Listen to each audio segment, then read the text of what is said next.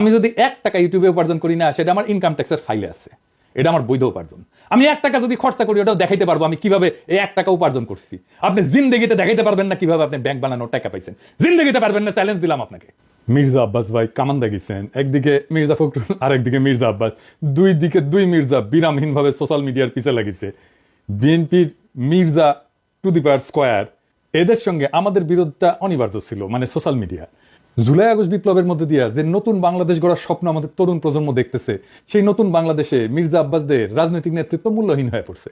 যেই বয়সে অবসরে যাওয়া উচিত, সেই বয়সে তার চাইতে অল্প বয়সের লোকদের সাথে দ্বৈরতা লিপ্ত হওয়ার চেষ্টা করাটা নিরেট বোকামি।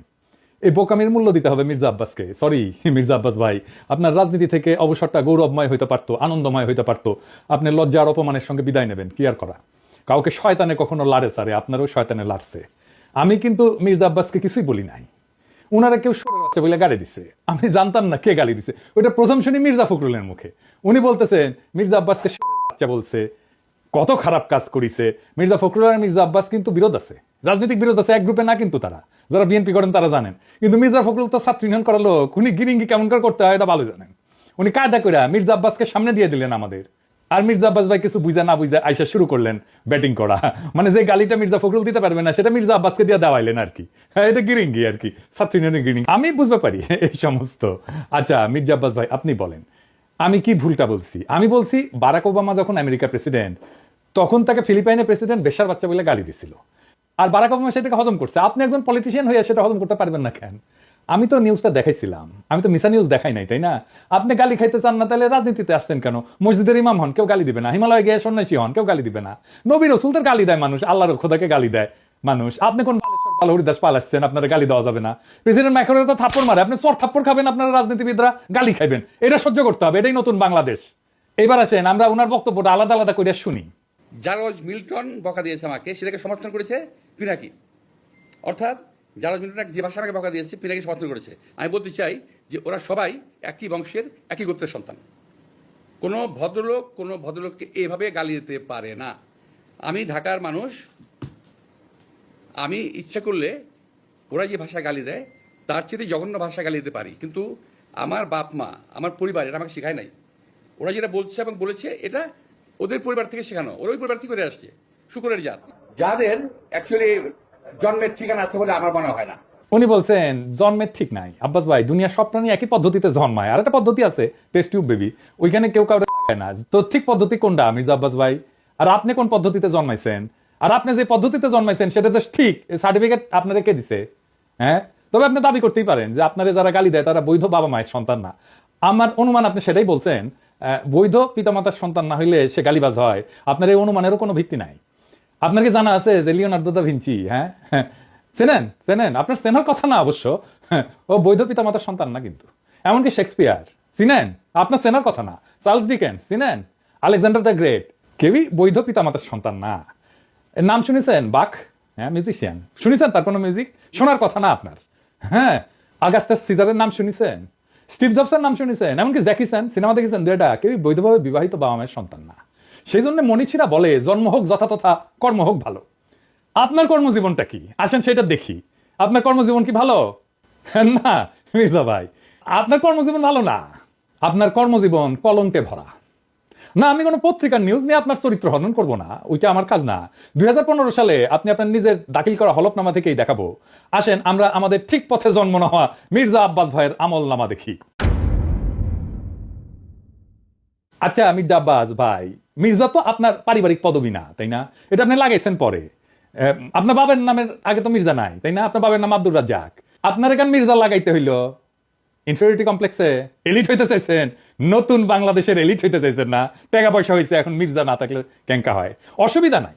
বাঙ্গুল্যান্ডে এভাবেই সব এলিট গড়ে উঠছে, ওই যে সোহরাওয়ার্দীর বডিগার্ড থেকে। আচ্ছা যাই হোক, মির্জা আব্বাস তো একটা ব্যাংকের মালিক, জানেন তো?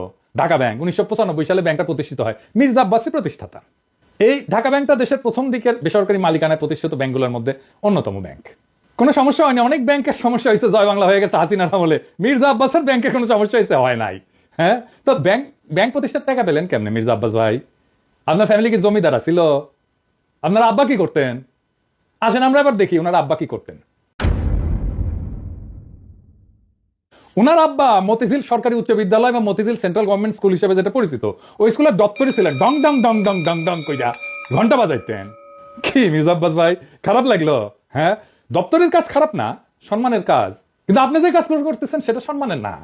দপ্তরের কাজের পাশাপাশি আপনার ওই স্কুলের সামনে মসজিদের সাথে একটা ছোট্ট পুরীর দোকান ছিল, পুরি বানাইতেন আপনার আব্বা, ওই পুরীর দোকান চালাইতেন। ওই সিপার পুরীর দোকানের জমিটাও ছিল রেলের। এখনো আপনি রেলের জায়গা দখল করে বাসা বানায় বসবাস করছেন। হয়তো পরের জায়গা, পরের জমি, ঘর বানাইয়া আমি রই, আমি তো ভাই জমির মালিক নই। দপ্তরি থাকাটা কোনো অপরাধ না, লজ্জারও না, কিন্তু ওই অবস্থা থেকে ব্যাংক মালিক হওয়ার জার্নিটা আমরা বুঝে দেখতে চাই। কেমনে বাংলাদেশের এলিট তৈরি হয়েছে, কেমনে বাংলাদেশের পলিটিশিয়ানরা তৈরি হয়েছে, কেমনে বাংলাদেশের রাজনীতিতে দুর্বৃত্তায়ন হয়েছে। 1991 সালে প্রথম এমপি হন মির্জা আব্বাস, তারপরে কিছুদিনের মধ্যে ঢাকার মেয়র, আর 4 বছরের মধ্যে ব্যাংক মালিক। এমপির বেতন কত মির্জা ভাই? মন্ত্রীর বেতন কত? 1-1.5 লাখ টাকা সেই সময় মাসে, তাই না? তো কোন জাদুর কাঠি পাইলেন যে ব্যাংক বানানোর টাকা পাইছেন? এমপি হওয়ার আগে কি করতেন আপনি? আপনি ছিলেন কমিশনার। কমিশনারের বেতন কত?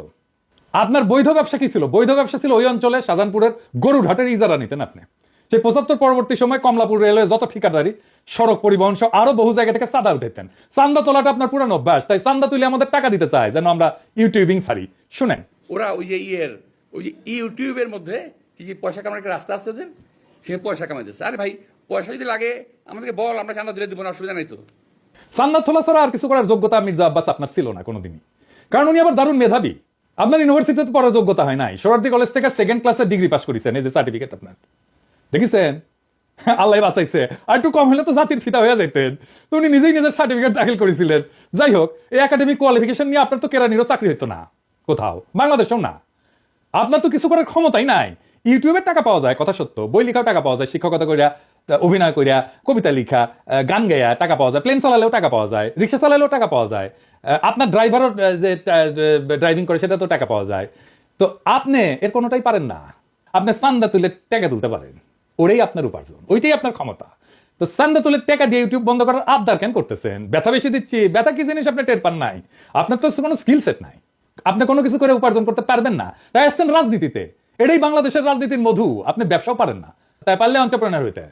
তো সম্পদ তৈরির জন্য চাঁদাবাজি করেছেন, করেন, এখনো করেন, বোঝা গেল। কিন্তু কোন জাদু বলে ব্যাংক বানাইছেন সেটা আমরা খুঁজে দেখবো, গলায় পাড়া দিয়ে এটা বের করবো। আমরা আরো আগে যাই, 1971-এ আপনি তখন মোটামুটি দামরা, কলেজে পড়েন, আপনি নিজে দাবি করেছেন আপনি মুক্তিযোদ্ধা। শুনেন, মূলত আমি একটা কথা বলতে পারবো যে ওই 26শে মার্চের রাত্রে যদি আমরা ওই আওয়াজ না পেতাম, যদি আমরা, তাহলে দেশের মানুষের ভাগ্য নিয়ে বহু লোকই সিনেমা খেলার সুযোগ পেত। এটা আবার বিএনপির পেজ থেকে শেয়ার দেওয়া। এই বক্তব্যে উনি বলছেন মুক্তিযুদ্ধে কি করেছেন সেটার কোনো কিন্তু উল্লেখ নাই। 25শে মার্চে কি হয়েছে, শাহজাহানপুরে ওনার বাসা থেকে কি দেখেছেন, ওইটুকুই শুধু বলতে পারেন, তার বাইরে আর যাইতে পারেন না। তার বাইরে গেলে জিয়াউর রহমান মুক্তিযুদ্ধের ঘোষণা অমুক তমুক ওই জায়গায় চলে যান। উনি কোথাও মুক্তিযুদ্ধ করেন নাই। কোন সেক্টরে যুদ্ধ করেছেন, কোথায় ট্রেনিং নিছেন, কারা ছিল সহযোদ্ধা, মিথ্যা কথা কইতে লজ্জা লাগে না মির্জা আব্বাস? এটা চেনেন? 1971-এ পাকিস্তানি বাহিনী তার নাম শুনলে কাপড় নষ্ট করে ফেলতো। ঢাকার গেরিলা মুক্তিযোদ্ধা সাদেক হোসেন খোকার দলের। আমি তার কাছ থেকে জানছি আপনি মুক্তিযুদ্ধ করেন নাই। এমনকি আপনি এই যে যারা মুক্তিযুদ্ধ করছে একই সময় ঢাকায়, আজম খান, ইকবাল সুফি, আলমাস লস্কর, কাজী মোহাম্মদ হেদায়েতুল্লাহ, মোহাম্মদ শফি, খুরশিদ আব্দুল মতিন, আবু তাহের, মোহাম্মদ বাশার, খন্দকার আবু জায়েদ, জিন্না, ফরাদ জামিল, ফুয়াদ, মোহাম্মদ শামসুলুদ্দাহ, ডক্টর নিজাম, জাহের, কুসি, ঢাকার মুক্তিযুদ্ধের সেই উজ্জ্বল নামগুলা কারো বন্ধু সার্কেলের লোক আপনি ছিলেন না। 1971-এ মুক্তিযুদ্ধের যাওয়ার সাহস হয় নাই, আজ আসছেন 71 বাঁচাইতে, দ্বিতীয় স্বাধীনতাকে অস্বীকার করতে। বাহ বাহ, চমৎকার চমৎকার। আর এক জাফর ইকবাল রাজনীতিতে আবার বলছেন আমরা নাকি হাসিনারে যারা সমর্থন করছে সে ব্যবসায়ীদের বিরুদ্ধে কিছু বলি না। শুক্রের গ্রুপ ওরা কিন্তু দেখেন, ওরা শুধু রাজনীতিবিদদের পিছনে লেগেছে, কিন্তু যারা নাকি এই যে হত্যাকাণ্ড ঘটালো, এই যে ছাত্রদের হত্যাকাণ্ডটা ঘটালো, একটা বিশাল একটা ব্যবসায়ী গ্রুপ আছে না, আপনারা দেখেন না 3 তারিখে, 3 তারিখে আগস্টের 3 তারিখে যারা হাসিনার সাথে দেখা করেছিল, মিটিং করেছিল, এবং বিভিন্ন ভাষায় তাকে এমনভাবে কথা বলেছিল যে হাসিনা খুন করতে উৎসাহিত হয়েছিল, তাদেরকে এমনভাবে প্রভোগ করা হয়েছিল যে হাসিনাকে খুন করতে উৎসাহিত করা হয়েছে। সেই লোকগুলোর সম্বন্ধে তারা কিছু বলে না, তারা কিছুই বলে না, তার মুখে কোনো শব্দ নাই। মির্জা আব্বাস কি শুক্রে 8 দিন হইলে আমার ভিডিও দেখেন, তিনি কি কাউরে ছাড়িছে? হাসিনা যখন ক্ষমতায় তখন একটা এপিসোডই করছে আলাদা করে ফ্যাসিবাদের সমর্থক ব্যবসায়ীদের, এডিটর সাহেব দেখে দেন না কিছু এক না ওটা থেকে। এফবিসিসি এর একটা কনফারেন্স আছে, সেইখানে বাংলাদেশের ব্যবসায়ী নেতারা হাসিনাকে সামনে রেখা নানাভাবে তেল দিছে, শেখ হাসিনার নামে জয়ধ্বনি দিছে, গানের কলি ব্যবহার করে হাসিনার মন পাওয়ার চেষ্টা করছেন। হাসিনাকে যারা উৎখাত করতে চায় তাদের দেখে নিবে বলছে বলছে হাসিনাকে যারা উৎখাত করতে চায় তাদের ঠেকায় দিতে বাংলাদেশের ব্যবসায়ীরাই যথেষ্ট। কিন্তু হাসিনা যাওয়ার পরে আপনার সামনে কেন সময় টিভির মাইক্রোফোন এডিটর সাহেব বড় করে দেখান, মাথার উপরে কেন চ্যানেল 24 এর লোগো, ওরা কি আপনার দুলাভাই লাগে নাকি আপনার চান্দা দেয়? আবার শোনেন, বলতেছে আমরা নাকি সবার পিছিয়ে লাগি। এই গোষ্ঠী কখনো বাংলাদেশকে স্থিতিশীল থাকতে দেবে না, কখনো আমার বিরুদ্ধে, কখনো ওর বিরুদ্ধে, কখনো তার বিরুদ্ধে লেগেই থাকবে। আপনি অপেক্ষা করেন, কদিন পরে তারা ইউনুস সাহেবকে ধরবে। আমি এটা বলে দিচ্ছি আপনাদেরকে, কদিন সাহেব পরে তারা ডাক্তার ইউনুস সাহেবকে ধরবে। কার পিছে লাগিয়েছি? ইন্ডিয়ান লেসপেন্সারি যারা করে তাদের পিছে লাগিয়েছি। প্রফেসর ইউনুসের পিছনে নাকি আমরা লাগবো? লাগবো, অবশ্যই লাগবো, যদি প্রফেসর ইউনুস ইন্ডিয়ান লেসপেন্সারি করে। ইন্ডিয়ান লেসপেন্সারি বাদ দেন, তারপরে এসে আলাপ করতে। আমাদের কাছে খবর আছে, বুঝছেন, সব খবর আছে।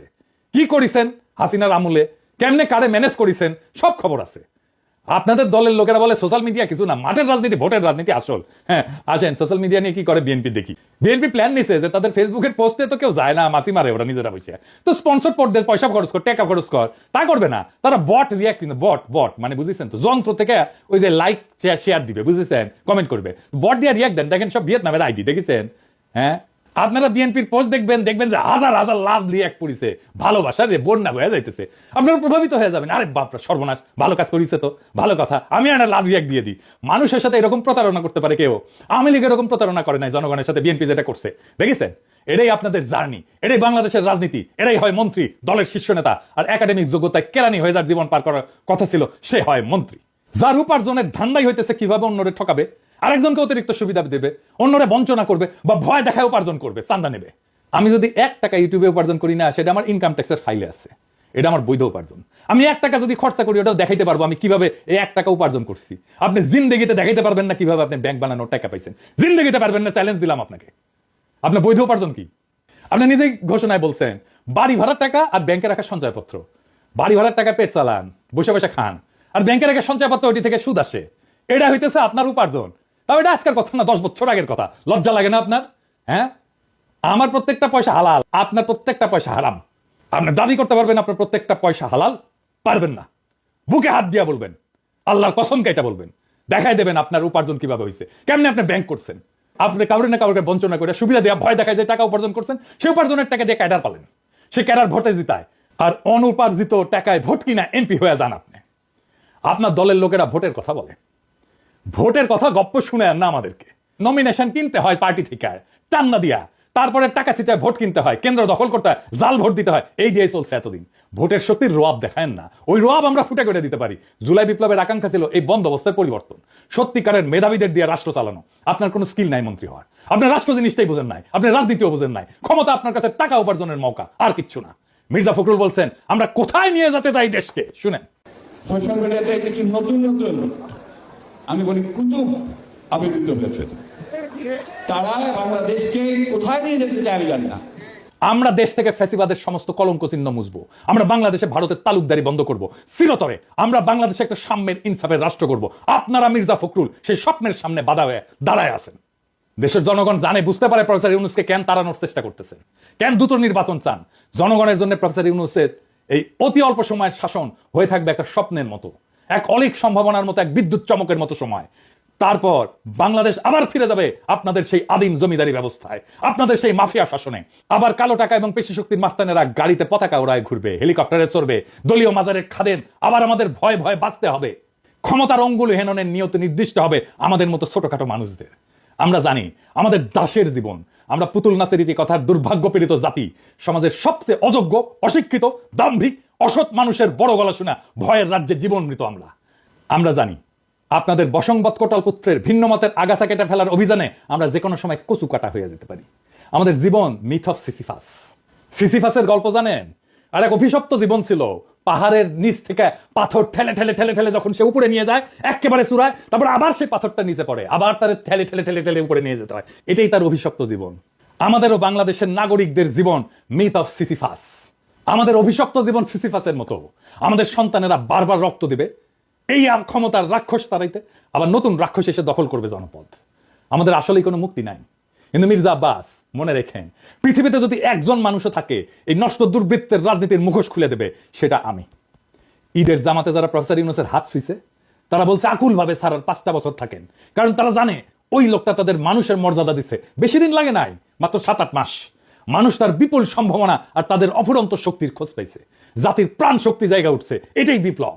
আমরা এই পরিবর্তনের জন্য জান লড়াই দিছি, এই জন্য আমাদের বাচ্চারা জীবন দিছে জুলাই আগস্টে। এটাই বিপ্লবের রুহানি প্লাবন, সেই বিপ্লবের আইকন আজকে প্রফেসর ইউনূস। জনতার স্বপ্নের সামনে বাধা হইয়া দাঁড়াইলে জনতাই আপনাদেরকে রুখে দেবে। সেই দিন বুঝবেন সোশ্যাল মিডিয়া কি জিনিস।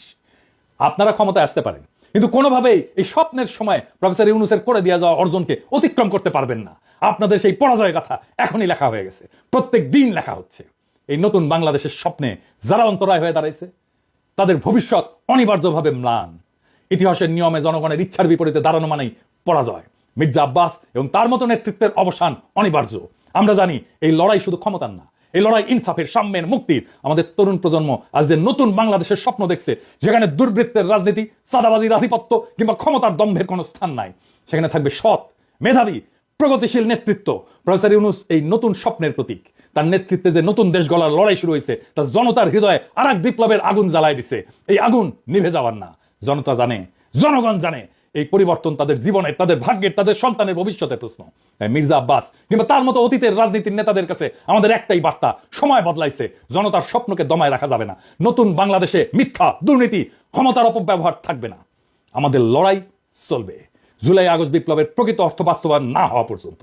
এই নতুন বাংলাদেশের স্বপ্ন বাস্তবায়নের পথে প্রত্যেকটা বাধাকে পেরায়া আমরা আগায় যাব একটা সত্যিকারের স্বাধীন, সাম্যের, ইনসাফের, মানবিক বাংলাদেশের পথে।